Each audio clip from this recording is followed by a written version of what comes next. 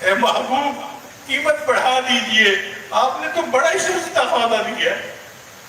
یہ تو بڑا سستا سودا ہے کہ دو عالم کی خواہشات کو چھوڑیں اور آپ اس کے بدلے ہمیں مل جائیں، ہم آپ کو ہر قیمت پہ لینے کے لیے تیار ہیں۔ تو جن کے دل میں اللہ کی محبت ہوتی ہے وہ یوں اپنا سب کچھ قربان کرنے کے لیے تیار ہوتے ہیں۔ ہمیں محبت میں کوئی پریشانی آ جاتی ہے تو ہم تلملا اٹھتے ہیں، تو جی یہ پریشانی آ گئی، وہ پریشانی آ گئی، وہ پریشانی آ گئی۔ لیکن جو اللہ والے ہوتے ہیں، جن کے دل میں اللہ کی محبت ہوتی ہے، وہ اللہ کے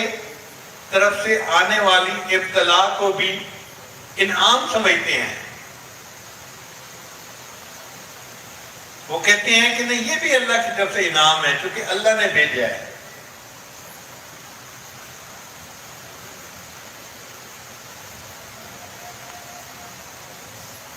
تیرا غم بھی مجھ کو عزیز ہے کہ وہ تیری دی ہوئی چیز ہے، تیرا غم بھی مجھ کو عزیز ہے کہ وہ تیری دی ہوئی چیز ہے۔ اور ایک شعر کہتا ہے،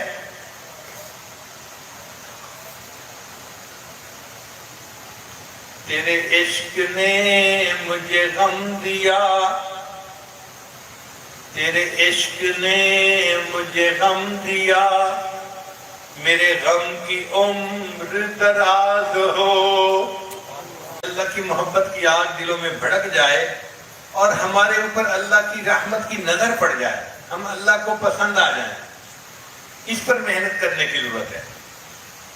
آپ غور کیجئے کہ اگر کسی کمرے میں کوئی تصویر ہو نا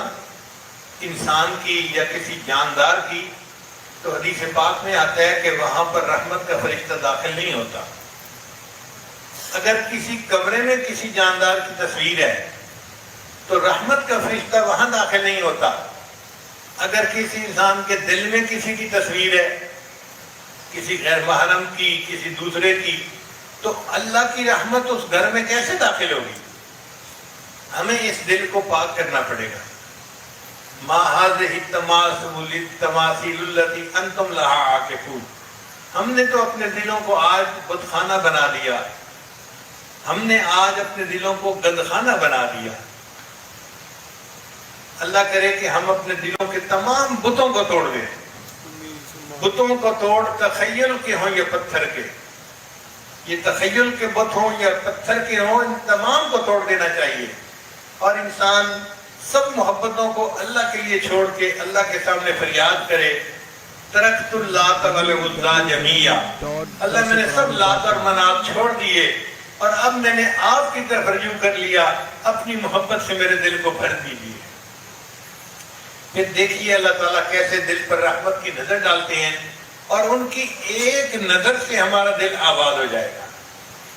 ایک رحمت کی نظر بھی کافی ہے، بلکہ سچ بات کہوں اللہ تعالیٰ کی تو نیم نگاہ بھی کافی ہے بندے کا دل جو ہے وہ آباد کرنے کے لیے۔ یہ خزاں کی فصل کیا ہے فقط ان کی چشم پوشی، یہ خزاں کی فصل کیا ہے فقط ان کی چشم پوشی، وہ اگر نگاہ کر دیں تو ابھی بہار آئے، اگر اللہ کی رحمت کی نظر پڑ جائے تو ابھی بہار آ جائے گی اور دل آباد ہو جائے گی۔ تو دلوں کو آباد کیجئے، اس کو منور کیجئے تاکہ اللہ ہمارے دلوں کو پسند کر لے اور قیامت کے دن یہ دل ہمیں کام آ جائے۔ آپ جب دودھ لینے کے لیے جاتے ہیں اور برتن کے اندر گند ہے، میل کچیل ہے، تو دودھ دینے والا اس میں دودھ نہیں ڈالے گا، بھئی دودھ ڈال دو، وہ کہے گا میاں صاف برتن تو لے کے آتے دودھ لینے کے لیے۔ اگر گندے برتن میں ایک بندہ دودھ ڈالنا پسند نہیں کرتا، اللہ تعالیٰ بھی گندے دلوں میں اپنے نور کو ڈالنا پسند نہیں کرتے۔ اللہ بھی یہی کہتے ہیں میرے بندے اس دل کو صاف کر کے میرے پاس لاؤ، پھر میں اس کو اپنے نور سے اور نعمتوں سے بھر دوں گا۔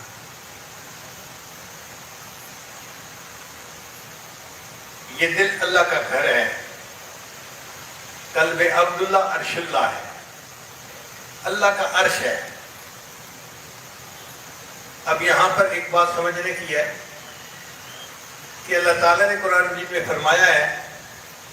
ان اللہ اشتری من المؤمنین انفسهم واموالهم بان لهم الجنہ، اللہ نے مومنوں سے ان کی جانوں کو اور مالوں کو جنت کے بدلے میں خرید لیا ہے۔ یہاں ایک علمی نکتہ لکھا ہے مفسرین نے، وہ فرماتے ہیں کہ اللہ نے یہ نہیں فرمایا کہ میں نے جان اور مال کے بدلے جنت کو بیچ دیا ہے، اس لیے کہ انسان جب کسی چیز کو بیچتا ہے نا، اس کی دو وجوہات ہوتی ہیں، یا تو محتاج ہوتا ہے، ضرورت مند ہوتا ہے، چلو جی ضرورت پوری کرنے کے لیے گار بیچ دو، گھر بیچ دو، پلاٹ بیچ دو، وہ اپنی چیز کو ضرورت پوری کرنے کے لیے بیچ دیتا ہے، یا پھر اسے زیادہ فائدے کی توقع ہوتی ہے، مثلا پلاٹ خریدا تھا 25 لاکھ کا اور اب قیمت لگ گئی 1.5 کروڑ روپے، اچھی پلاٹ بیچ دیتے ہیں، تو یا پھر زیادہ فائدے کی توقع ہوتی ہے تب بندہ چیز بیچتا ہے۔ تو چیز بیچنے کے دو طریقے، یا تو احتیاج ہوتی ہے یا پھر زیادہ فائدے کی توقع ہوتی ہے۔ اب اللہ تعالیٰ کو کوئی محتاجی نہیں کہ وہ جنت کو بیچے، نہ اللہ تعالیٰ کو کسی سے زیادہ فائدے کی توقع ہے کہ اللہ جنت کو بیچے، تو اللہ نے جنت کو بیچنے کا تذکرہ ہی نہیں کیا، بات کا انداز ہی بدل دیا۔ اللہ نے فرمایا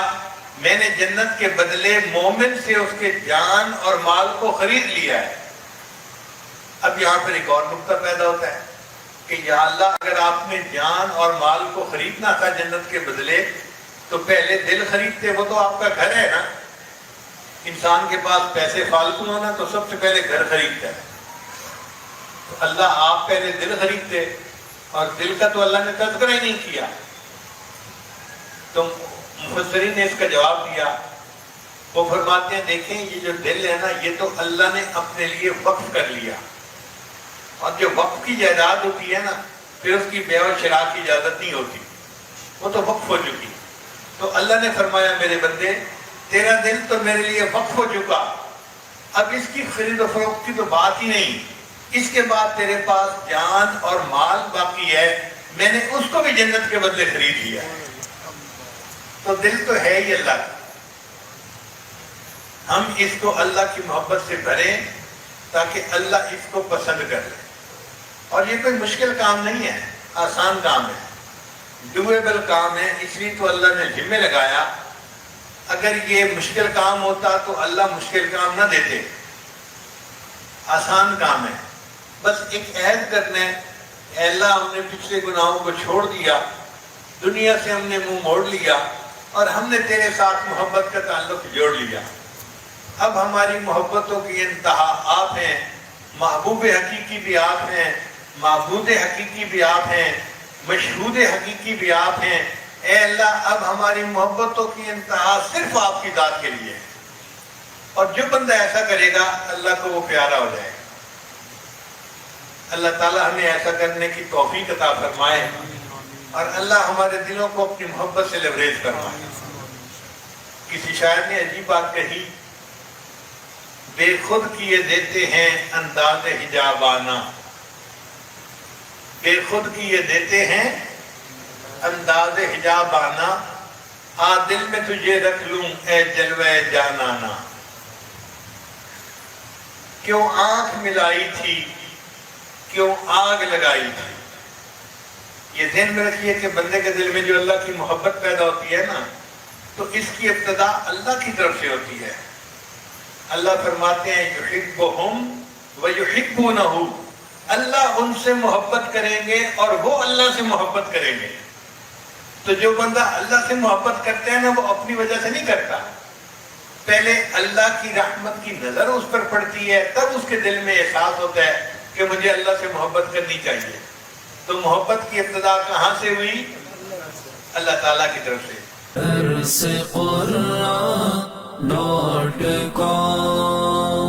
www.darsequran.com